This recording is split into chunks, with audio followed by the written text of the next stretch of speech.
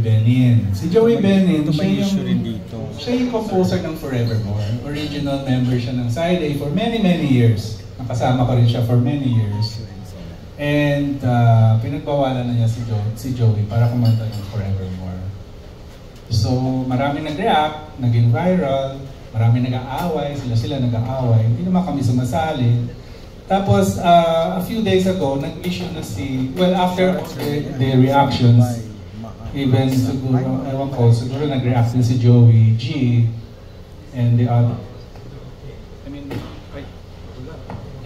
Okay. A few days ago, nag-issue naman si Joey Benin ng official statement explaining why he had to forbid Joey Generoso from singing the song Forevermore. Na if i-review natin yung sinabi niya na Forevermore is talagang for Side A only.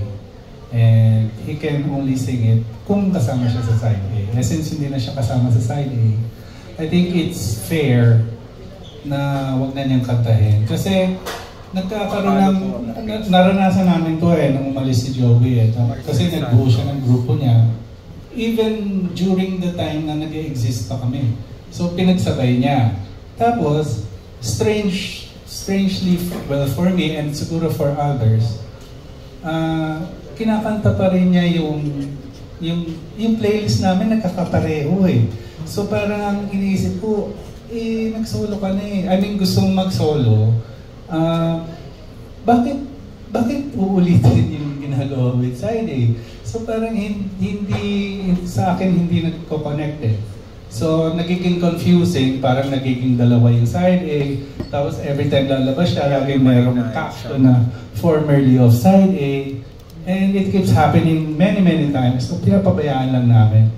And then eventually, siguro it came to Joey Benin's attention na parang, tigilan na natin to, parang ayusin natin na huwag nang ganon kasi hindi okay. Confusing, tsaka parang hindi tama Hindi tama na nag-solo siya tapos is still singing the same Side A playlist. Hindi lang Forevermore, even the other songs, which was arranged and pinaghirapan din ng other members of Side A. So, ibig niyo po sa'yo, meron ibang